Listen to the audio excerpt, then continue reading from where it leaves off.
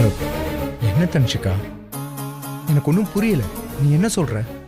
வினய், நான் கூடிய சீக்கிரத்துல சாக போறேன்.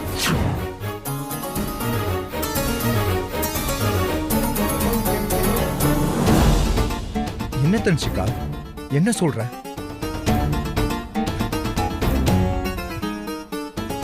ஏய் மேடம், பிராங்க் பண்றியா? இல்ல வினய், நான் பிராங்க் எல்லாம் பண்ணல. இதுதான் உண்மை. உண்மையை என்னால உங்ககிட்ட மறைக்க முடியாது வினய். Are you serious? என்ன பிரச்சனை உனக்கு? இதோ பார், நீ நீ ஏகப்பட்ட பிரச்சனையில இருக்க. தயவு செஞ்சு ஒழுங்கா என்ன பிரச்சனைன்னு சொல்லு. இதே மாதிரி டெய்லி ஹாஃப் ஒரு தடவை கான்ஷியஸ் என்னை விட்டு போயிடும். திரும்ப சுயநினைவு வரும்போது நான் எங்க இருக்கேனே எனக்கு தெரியாது. கொஞ்ச நேரத்துக்கு அப்புறம் தான் நான் கண்ணு முழிச்சே பாப்பேன். என்ன பிரச்சனை? எதனால அந்த மாதிரிலாம் ஆகுது? நீ வா, நான் உன்னை டாக்டர்கிட்ட கூட்டிட்டு போறேன். இல்ல வினய், இந்த மாதிரி பிரச்சனைக்கு அப்புறம் நான் போய் ஒரு டாக்டரை பார்த்தேன். அவர் என்ன செக் பண்ணி பார்த்துட்டு எனக்கு பிரெயின் டியூமர்னு சொல்லிட்டாரு. உனக்கு பிரெயின் டியூமரா? என்ன தன்ஷிகா, என்ன சொல்ற நீ? ஆமா வினய், சர்ஜரி பண்ணா கூட உழைக்க மாட்டேன்னு சொல்லிட்டாரு. 2 மாசமோ 3 மாசமோ உனக்கு உயிர் வாழணும்னு ஆசையா இருந்தா சர்ஜரி பண்ணிக்க வேண்டாம்னு சொல்லிட்டாரு. இந்த விஷயம் எங்க அப்பா அம்மாக்கு தெரிஞ்சா அவங்க ரொம்ப வேதனைப்படுவாங்கன்னு தான் நான் சொல்லாமே இருந்தேன். அவங்க கிட்ட டாக்டர் இதை பத்தி சொல்ல வேணாம்னு சொல்லியிருந்தேன். ஆனா எப்படியோ அவங்க 2 பேருக்கும் விஷயம் தெரிஞ்சு போச்சு. அன்னையில இருந்து அவங்க 2 பேரும் என்ன பார்க்கும் போதெல்லாம் ரொம்ப வருத்தப்பட்டுக்கிட்டே இருப்பாங்க. என்னையே நினைச்சு நினைச்சு என் அம்மா சரியா தூங்குறதில்ல, சாப்பிடறதில்ல. எங்க அப்பாவும் ஒரு மாதிரி ஆயிட்டார் தெரியுமா? நான் அங்கிள் கிட்ட பேசும்போது கூட அவர் இதை பத்தி எதுவுமே சொல்லலையே. நான் தான் வினய் யார்கிட்டயும் சொல்லக்கூடாதுன்னு சொல்லி வச்சிருக்கேன். வினய், நான் இந்தியாவுக்கு வந்ததே உங்களை பார்க்கதான். நான் இருக்க போற கொஞ்ச நாள்ல உங்க கூட சந்தோஷமா உங்க மனைவியா உங்க கையால தாலி வாங்கிட்டு உங்க மடியிலே சிரிச்சுட்டு உயிரை விட்டுறணும்.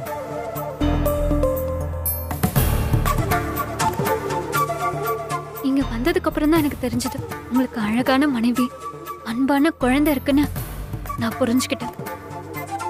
உங்க மனைவி கிடைச்சிட்டாங்கன்னு நீங்க இப்போ சந்தோஷமா இருக்கீங்க Vinay.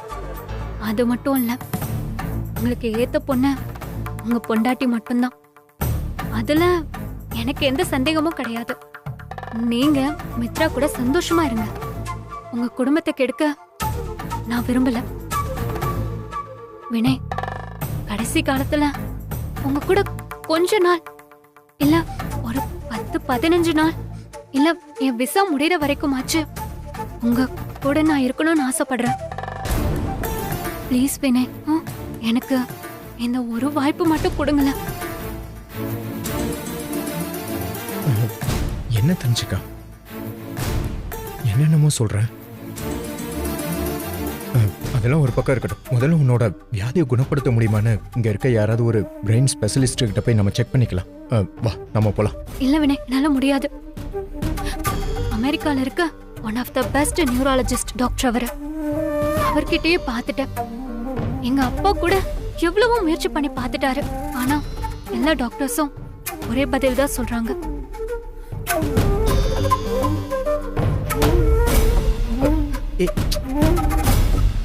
Dhanshika, are you okay? Vinay, நான் ரொம்ப ஸ்ட்ரெயின் பண்ணா இன்னும் மயக்கம் வர மாதிரி இருக்கு. சரி, வேணாம், நீ ஸ்ட்ரெயின் பண்ணாத, ரிலாக்ஸ் ஆயிக்கோ. வினய், எனக்கு இந்த வியாதி இருக்குன்னு மித்ரா கிட்ட சொல்லிடாதீங்க. அவங்க ரொம்ப நல்லவங்க. அவங்க கோவப்படும் போது கூட அதுல ஒரு அக்கறை இருந்துச்சு. இந்த விஷயம் அவங்களுக்கு தெரிஞ்சதுன்னா மித்ரா மனசுடைஞ்சு போயிடுவாங்க வினய். அவங்க ரொம்ப இலகுன மனசு. அவங்க உடனே உங்களை கம்பல் பண்ணி கடைசி காலத்துல சந்தோஷமா வாழன்னு எனக்கு கல்யாணம் பண்ணி கொடுத்துருவாங்க. அத நான் விரும்பல. எனக்கு அவ்வளவு பேராசையும் இல்ல வினய். எனக்கு கடைசி வரைக்கும் உங்க கூட மட்டும் எனக்கு இருக்கணும்.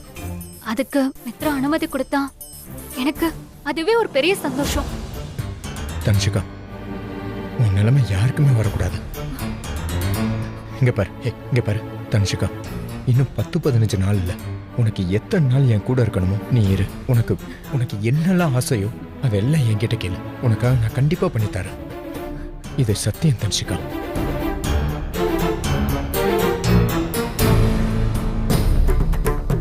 இப்போ உனக்கு சந்தோஷம் தானே? ரொம்ப சந்தோஷம் வினய். தேங்க்யூ. இப்போ உனக்கு ஓகே தானே? நான் கிளம்பட்டுமா? I'm fine. ஓகே.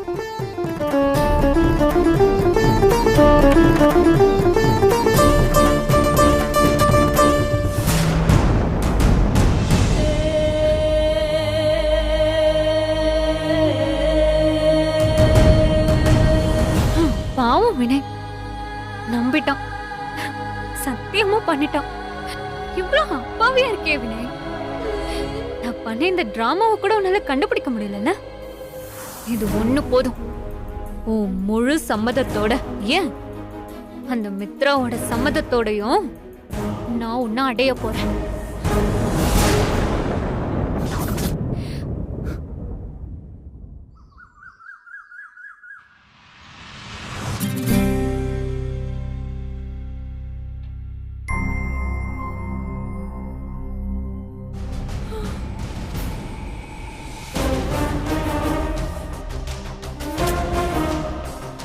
தன்ஷிகா, என்ன நடிப்பு நடிச்சிருக்க? Super D. உன் நடிப்புக்கு ஆஸ்கார் அவார்டே கொடுக்கலாம். வினய், நீ ரொம்ப நல்லவனா போயிட்ட. சரி, நான் போய் குளிச்சுட்டு உன்னை அட்ராக்ட் பண்ற மாதிரி ஒரு காஸ்டியூம் போட்டு வரேன்.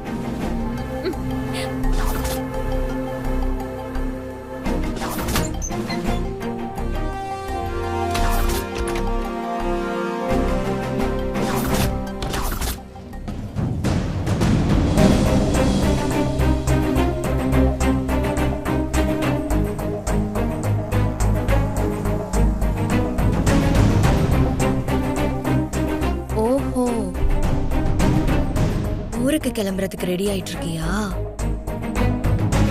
நானே உன்னோட திங்ஸ் எல்லாம் பேக் பண்றேன்.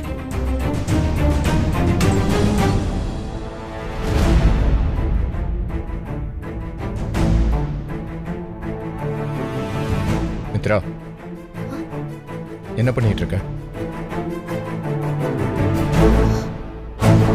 நான் உங்க மனசை புரிஞ்சுக்காம ஏதேதோ பேசிட்ட வினய். அது நீ வழக்கமா பண்றது தானே? இப்ப நீ இங்க என்ன பண்ணிட்டு இருக்க? அது தன்சிகா இன்னைக்கு அமெரிக்கா போறாங்கல்ல, அதான் அவங்க துணிமணிலாம் எடுத்து மடிச்சு வச்சு அவங்களுக்கு ஹெல்ப் பண்றேன். என்ன சொல்ற மித்ரா? தன்ஷிகா ஊருக்கு போறாளா? ஆமா, நீங்க தானே ஊருக்கு போக ஏற்பாடெல்லாம் பண்ணிருக்கீங்க. அப்படின்னு உனக்கு யார் சொன்னா? என்னங்க, என்ன நீங்க விளையாடுறீங்களா? நீங்க தான் அருண் மாமா கிட்ட சொல்லிருக்கீங்க ஃப்ளைட் டிக்கெட் எடுக்க போறேன்னு. ஆனா டைம் என்னன்னு தெரியல. எதுவா இருந்தாலும் தன்சிகா தனியால கஷ்டப்படுவாங்க, அதான் ஹெல்ப் பண்ணலான்னு வந்தேன். தன்ஷிகா, நீ ஊருக்கு போறியா?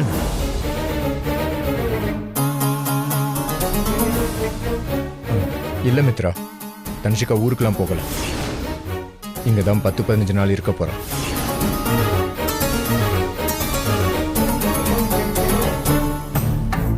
என்னங்க சொல்றீங்க? இவங்க ஒரு நாள் தான் இங்க தங்க போறதா சொன்னாங்க.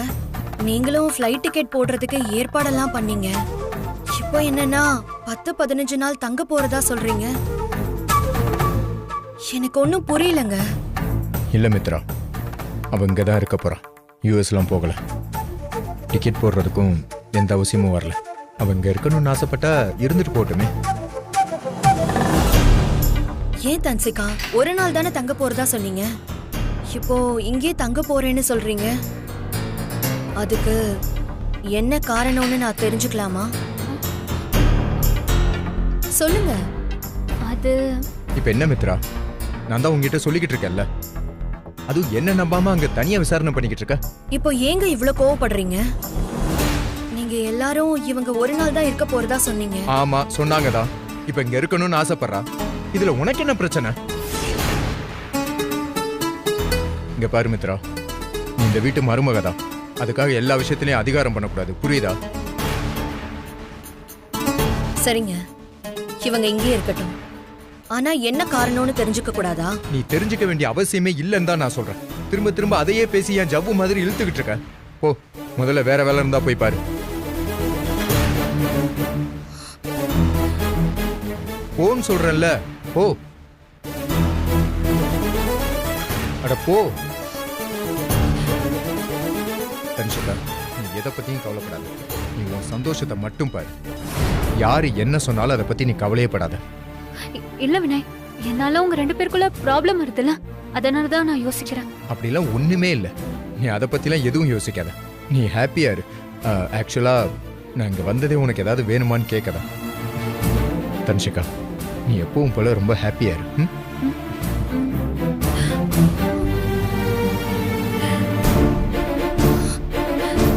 என்னாச்சு இவருக்கு? அவ முன்னாடி என்ன வாய்க்கு வந்த மாதிரி எல்லாம் பேசுறாரு. ஆனா அவளை தாங்கன்னு தாங்குறாரே, எனக்கு ஒண்ணுமே புரியல. மாப்பிள்ளைக்கும் மித்ராவுக்கும் நடுவில் எந்த பிரச்சனையும் இல்லாமல் இருக்கணும்னா முதல்ல இந்த தன்சிகா இங்கேருந்து கிளம்பணும். மாப்பிள்ளைகிட்டையும் சொன்னேன், பேக்கப் பண்ணி அவளை முதல்ல ஊருக்கு அனுப்படான்னு. அவனும் சரி சரின்னு தலையாட்டினான். இந்நேரத்துக்கு அவள் கிளம்பியிருக்கணும். கிளம்புனாலா இல்லையான்னு தெரியலையே. மாமா, வாமா. மித்ரா, என்னம்மா முகத்தை பார்த்தா பயங்கர கோவத்தில் இருக்கிற மாதிரி தெரியுது. ஏதாவது பிரச்சனையா? மாப்பிள்ளை தன்சிகா விஷயத்தில் எதையோ பண்ணியிருக்கான். அதனால தான் இவ இவ்வளோ கடுப்பில் இருக்கா. என்ன பண்ணா? நான் உங்ககிட்ட கேட்டதுக்கு ஏதாவது சொன்னால் தானே என்ன பிரச்சனை என்ன தெரியும். இப்படி அமைதியாக இருந்தால் என்னம்மா அர்த்தம்? ஏ மாமா, என்ன பார்த்தா உங்களுக்கு எப்படி தெரியுது? பைத்தியக்காரி மாதிரி தெரியுதா? சொல்லுங்க மாமா, பைத்தியக்காரி மாதிரி தெரியுதா மாமா? ஆமாம். ஐயோ, அந்த ஆமாம் இல்லைம்மா, இந்த ஆமாம். ஆமாம், இவ்வளவு கோமா பேசுகிற அளவுக்கு என்ன நடந்தது? அப்படி என்னம்மா பிரச்சனை சொல்லு. இதுக்கு மேல என்ன ஆகணும்? நேத்து நைட் என்ன சொன்னீங்க? தன்சிகாவோட விசா சரி பண்ணி டிக்கெட் அரேஞ்ச் பண்ணி இன்னைக்கு ஊருக்கு அனுப்புறதா தானே சொன்னீங்க? ஆமாம் ஆமாம் சொன்னேன். அதுக்கு என்னம்மா இப்போ? மாமா, என்ன மாமா ஒண்ணு தெரியாத மாதிரி பேசுறீங்க? அந்த தன்சிகா ஊருக்கே போகல, இங்க தான் இருக்க போறாளாம். மாப்பிள்ளை அவ போறதா சொன்னானாம்மா. ஏன், என்னாச்சு? ஏன் போகல? எல்லா ஏற்பாடும் பண்ணி அவளை ஊருக்கு அனுப்ப போறாருன்னு நீங்க சொன்னப்ப நான் எவ்வளவு சந்தோஷமா இருந்தேன்னு எனக்கு நல்லாவே தெரியும். ஆனா இப்போ என்ன சொல்றாரு தெரியுமா? அவ ஊருக்கு போக மாட்டா, இங்க தான் இருப்பான்னு சொல்றாரு. ஐயோ, இவனை எப்படி சொன்னானா? ஏன் அப்படி சொன்னான்? அவன் என்கிட்ட பேசும்போது கூட சொன்னானே, இந்த மாதிரி டிக்கெட் புக் பண்ணி அனுப்பிடுறேன்னு அப்படி சொன்னானேம்மா. இப்போ ஏன் இப்படி சொன்னான்? நானும் அந்த மாதிரி நினைச்சுதான் தன்சிகா ஊருக்கு போறான்னு திங்ஸ் எல்லாம் பேக் பண்ணி கொடுத்து ஹெல்ப் பண்ணலான்னு அவ ரூமுக்கு போனா, வினய் வந்து அவ ஊருக்கு போக மாட்டா, இங்கதான் இருக்க போறா, அவளுக்கு எப்ப போகணும்னு தோணுதோ அப்பதான் போவான்னு சொல்றாரு. ஐயோ, என்னம்மா இது? என்னம்மா இதுன்னு நீங்களே கேள்வி கேக்குறீங்க? என்ன நீங்களும் அவர் கூட சேர்ந்து டபுள் கேம் ஆடுறீங்களா? ஐயோ, நேற்று ராத்திரி பேசும்போது கூட சரி சரின்னு பூம் பூம் மாடு மாதிரி தலையாட்டிட்டு இப்போ இப்படி சொல்லியிருக்கானே. இவ இங்கே வந்து என்கிட்ட கேள்வி மேலே கேள்வி கேட்குறா. இவகிட்ட நான் என்ன சொல்லி சமாளிப்பேன்? ஆண்டவா. என்னம்மா யோசிக்கிறீங்க? என்ன பதில் சொல்ல முடியலையா? இல்ல என்ன சொல்லி சமாளிக்கலான்னு யோசிக்கிறீங்களா? சொல்லுங்க மாமா. இத்தனை நாள் அதானே பண்ணிட்டு இருக்கேன். ஒன்றும் இல்லைம்மா, நான் வந்து அவங்ககிட்ட பேசுகிறேம்மா. அவங்ககிட்ட கேட்டால் தானே என்னதுன்னு தெரியும். ஊருக்கு அனுப்பலங்கிறது இன்னொரு பக்கம் அவளை வச்சு என்கிட்ட சட்டமா சொல்றாரு. தன்சிகா விருப்பப்படுற வரைக்கும் இங்க தான் இருப்பாளாம். இதை எத்தனை முறை உங்ககிட்ட சொல்றது? தங்குவா அப்படின்னு அவன் சொன்னா, ஒருவேளை தன்சிகா 2 நாள் தங்கிட்டு போறான்னு அவங்ககிட்ட சொல்லியிருக்கலாம்லம்மா. அவ கேட்டதுக்கு மாப்பிள்ளை வேற வழி இல்லாம தங்கிட்டு போன கூட சொல்லியிருக்கலாம். எப்படி இல்லை உடனே போகணும்னு சொல்ல முடியும்? அவ கெஸ்ட் இல்லையா? என்ன மாமா இது? இப்படி பேச்ச மாத்தி பேசினா எப்படி? சொல்லுங்க மாமா. அந்த பொண்ணு இங்க ஒரு நாள் தான் தங்க போறான்னு சொன்னா ஓகே, முடிஞ்சது. அதோட அவளை அனுப்பி வைக்கிறதான முறை. அதை விட்டுட்டு இங்கேயே டேரா போட விட்டா என்ன அர்த்தம்? இல்லம்மா, அப்படி இல்லை, டேராலாம் போட மாட்டாமா. இப்படி இருந்தாலும் அவளுக்கும் சொந்த ஊர் வீடு எல்லாம் இருக்குல்ல, போயிடுவா. என்ன, ஒரு 2-3 நாள் தானே தங்கிட்டு போகட்டுமே. எப்படி மூஞ்சில் அடிச்ச மாதிரி போகணும்னு சொல்ல முடியும்? புரிஞ்சுதான் பேசுறீங்களா மாமா? ஒரு வயசு பொண்ண வீட்டுல வச்சிருந்தா அக்கம் பக்கத்துல இருக்கிறவங்க என்ன பேசுவாங்க ஏது பேசுவாங்கன்னு யோசிச்சிருந்தா அவளுக்கு புத்திமதி சொல்லி இந்நேரம் அவளை அனுப்பி வச்சிருக்கணும். அதை யோசிக்காம அவ சொல்றதுக்கெல்லாம் ஆடிக்கிட்டே இருக்காரு. கரெக்ட் தாம்மா, புரியுது. நீ சொல்கிறது சரிதான். வயசு பொண்ணை வீட்டில் ரொம்ப நாள் தங்க வச்சு அக்கம் பக்கத்தில் ஒரு மாதிரி பேசுவாங்க. நான் அவங்ககிட்ட பேசுகிறேம்மா. அவன் இதை பற்றி யோசிக்காமல் இருந்திருப்பான், நான் யோசிச்சிருப்பான். அப்படி இருந்தும் அவன் இங்கே இருக்கிறதுக்கு ஒத்துட்டு இருக்கான்னா அதுக்கு வேற ஏதாவது காரணம் இருக்குமா? நானும் எப்படியோ கேட்டு பார்த்துட்டேன், காரணம் சொல்ல மாட்டேங்கிறாரு. எனக்கு இன்னும் கோவம் தான் வருது. எதுக்கம்மா அனாவசியமா எதுக்கம்மா இதோ கோவம்? பாருங்க மாமா, இனிமே நீங்க எந்த விளக்கமும் சொல்ல வேண்டாம். நான் முடிவா சொல்றேன், அவ இங்க இருந்து போயே ஆகணும். அதுக்கு என்ன பண்ண முடியுமோ அதை பண்ணுங்க. அதை விட்டுட்டு போக மாட்டா, இங்கதான் இருப்பான்னு வினய் பிடிவாதம் பிடிச்சாருன்னா அப்புறம் என் முடிவு வேற மாதிரி இருக்கும். பாத்துக்கோங்க. மித்ரா,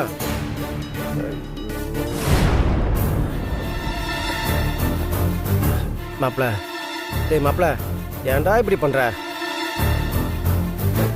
அவளை பேக்கப் பண்ணி பிரச்சனையை ஒரு முடிவு கொண்டு வருவேன்னு பார்த்தா நீ பிரச்சனைகளை பேக்கப் பண்ணி ரீஸ்டோர் பண்ணிட்டே இருக்கியே. நான் என்ன பண்ணுவேன்? டேய் நில்றா. என்னையா? என்னடா நினைச்சிட்டு இருக்கோம் மனசுல? யோ என்ன சொல்லு? என்ன சொல்லா? இதை பாரு, நான் கேட்குற கேள்விக்கு ஒழுங்கு மரியாதை உண்மையான பதில சொல்லு. என்ன கேட்குற தோரணை ஒரு மாதிரி இருக்கு. நேற்று என்னடா உனக்கு சொன்னேன்? என்ன சொன்ன? என்னையா சொன்ன? என்ன சொன்னா? ஏண்டா அந்த பொண்ணை பேக்கப் பண்ணி ஊருக்கு அனுப்பி டிக்கெட் புக் பண்ணுன்னு சொன்னா இல்லையா? நீ மாடு மாதிரி தலையாட்டினே இல்ல? ஆமா, அதுக்கு என்ன போ? அதுக்கு என்ன போவா? என்னடா ரொம்ப சாதாரணமா கேட்குற? அந்த பொண்ணு இன்னும் போகலடா, இங்க தாண்டா இருக்கா. யாரு மித்ரா சொன்னாளா? ஆமா, மித்ரா சொன்னது எனக்கு தெரியுமா? இல்லைன்னா எனக்கு தெரியாது பாரு. ஏன்டா அந்த பொண்ணு போகல? ஏன்டா அவளை அனுப்பி வைக்கல? அவ போறேன்னு சொல்லல, இங்கதான் இருக்க போறேன்னு சொல்லியிருக்கா. அவ எப்போ போறேன்னு சொல்றாளோ அப்போ போவா. டேய், அந்த பொண்ணு இங்க இருக்கிறது கொஞ்சம் கூட நல்லா இல்லடா. யோ மாம்சே, அந்த பொண்ணுங்க தங்குறதுல உனக்கு ஏதாவது பிரச்சனையா? டேய், எனக்கு எந்த பிரச்சனை இல்லடா. உனக்கு தான்டா பிரச்சனை. உன் பொண்டாட்டிக்கு பிரச்சனைடா. உங்க ரெண்டு பேத்துக்குள்ள பிரச்சனை வரும்டா. நீ அந்த பொண்ணு கிட்ட பேசுறது உன் பொண்டாட்டிக்கு பிடிக்கல. நீ சிரிச்சு பேசுறத பார்த்தா வயிறு எறிகிறா. அந்த பொண்ணுங்கிறத நீ கூட பேசணும், சிரிக்கணும். அதை பார்த்து உன் பொண்டாட்டிக்கு வயிறு எறியல. உங்க ரெண்டு பேத்துக்குள்ள பிரச்சனை வரும்டா. அதான்டா சொல்றேன். ஐயோ, அவளை இங்கேயே தங்க வைக்க நானும் ஆசைப்படல மாம்சே. ஆனா அவ இப்ப சாவோட விளிம்புல இருக்கா. இன்னைக்கோ நாளைக்கோ இருக்கா. அப்படி இருக்கும்போது நான் எப்படி மாம்சா அவளை வீட்டை விட்டு வெளியில போக சொல்றது? டேய், நான் பேசிட்டு இருக்க, அப்படி என்னடா யோசிச்சுட்டு இருக்க? யோ, நான் தான் தெளிவா சொல்லிட்டேன்ல, அவ விருப்பப்பட்டு போற வரைக்கும் இங்க இருப்பா.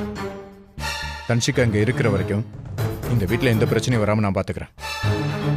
ஐயோ டேய், தன்ஷிகா இங்க இருக்கிறது தாண்டா பிரச்சனை. அது ஏன்டா உனக்கு புரிய மாட்டேங்குது? டேய் மாப்ள, கொஞ்சம் யோசிச்சு பாடுறா. ஒரு நாள் 2 நாள் உன் பொண்டாட்டி கூட வாழ்ந்திருக்க. எவ்வளவு வருஷமா அவ கூட வாழ்ந்திருக்க? அவளை பத்தி உனக்கு தெரியாது? ஏற்கனவே அவளுக்கு பொசசிவ் ஜாஸ்தி. அப்படி இருந்தும் ஏதோ ஊர்ல இருந்து ஃப்ரெண்டு வந்திருக்கா, அவள் கூப்பிட்டாங்கிறதுக்காக உன்னை அவ கூட அது என்ன பார்ட்டி அது அது அந்த ரீயூனியன் பார்ட்டிக்கு அனுப்புனா. அனுப்பிட்டு அனுப்பினா மனசு கேட்காம பின்னாடியே வந்து வேவு பார்த்தா. அவன் வந்து பார்த்தப்ப நீ அவ கூட டான்ஸ் ஆடுற, ஸ்விமிங் பூல் வந்து தூக்குற, ரொம்ப க்ளோஸாக இருக்க. இதை பாரு, இதெல்லாம் தப்பா இல்லை, ஃப்ரெண்ட்லியே தான் பண்ண எனக்கு தெரியும். ஆனால் அது உன் பொண்டாட்டிக்கு புரியுமா? என்னதான் இருந்தாலும் உன்னை கட்டிக்கிட்டாவில்ல, பார்த்து அவளுக்கு மனசுக்கு பகபகான்னு இருக்காது? டேய் இதை பாரு, ஏற்கனவே வாழ்க்கையில் 3 பொண்ணுங்க வந்துட்டு போயிருக்காங்க. உன் வாழ்க்கையில் ஏதாவது ஒரு பொண்ணு வந்தால் அது ஒன்மை டிராஃபிக் மாதிரி ஆயிருது. இந்த மாதிரி தான் இப்போ தீபிகான்னு ஒருத்தி வந்தா, உங்க கூட ஓட்டிக்கிட்டா. அப்புறம் தேனு ஒருத்தி வந்தா, அவளும் ஓட்டிக்கிட்டா. இந்த பொண்ணுகள் உங்ககிட்ட இருந்து பிரிக்கிறது என்னமோ அட்டைப்பூச்சியை பிச்சை எடுக்கிற நிலைமை மாதிரி ஆயிடுச்சு. இப்போ இந்த தன்ஷிகா வந்து ஒட்டியிருக்கா, என்னாக போகுதோ சொன்னா கேள்றாடே. அந்த பொண்ணு அனுப்பிடுறா, இல்லைன்னா பிரச்சனை ஆயிருண்டா. யோ, நீ நினைக்கிற முதல்ல எந்த பிரச்சனையும் இல்லையா? இது வேற மாதிரி. உனக்கு சொன்னாலும் புரியாது. விடு, நான் பாத்துக்கிறேன். என்னத்தை பாக்குற நீ? பாத்துக்கிறேன் பிரச்சனையை பக்கத்துலேயே வச்சுட்டு எப்படிடா பாப்ப? சொன்னா கேள்றாடே. அந்த பொண்ணு இங்க இருக்கிறது கொஞ்சம் கூட நல்லதுக்கு இல்லை, பிரச்சனை ஆகும். அதனால தயவு செஞ்சு அதை பேக் பண்ணி அனுப்பு, அவ்வளோதான் சொல்லுவேன்.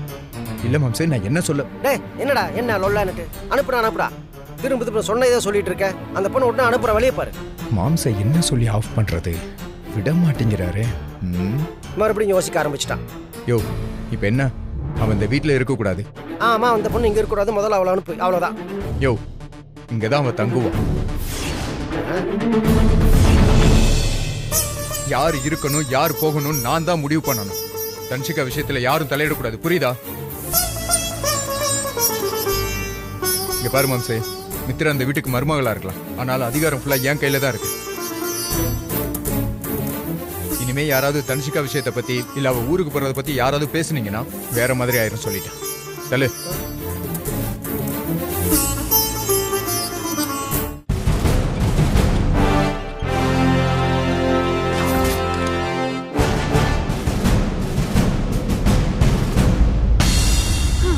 தன்ஷிகா, உன் பெர்ஃபார்மன்ஸ் வேற லெவல். நீ நடிச்ச நடிப்புல அந்த வினய் மனசு கரைஞ்சு போய் உனக்காக என்ன வேணாலும் பண்ண தயாரா இருக்கான். ஆ? அதனால இப்போ வினய் என்னோட கட்டுப்பாட்டுல வந்துட்டான். அதனால இனிமே நான் என்ன சொன்னாலும் வாலாட்டிட்டே கேக்குற நாய்க்குட்டி மாதிரி சுத்தி சுத்தி வரப்போறான். ஆனா மித்ரா, எனக்கு ஒரு கெட்ட பழக்கம் இருக்கு. நான் நினைச்சத அடைஞ்சே தீரணும், இல்லனா எனக்கு பைத்தியம் பிடிச்சிரும். அதனாலதான் நான் வினய அடையணும்னு ஆசைப்பட்டு பிளான் பண்ணி ஸ்கெட்ச் போட்டுட்டேன். ஒத்துக்கிறேன், வினய் உன்னோட புருஷன் தான். ஆனா நீ உயிரோட இல்லைன்னு நினைச்சு நான் வினய் மேல ஆசைப்பட்டேன், கல்யாணம் பண்ணிக்கணும்னு முடிவு பண்ணேன். ஆனா துரதிருஷ்டவசமா நீ மறுபடியும் வந்துட்ட.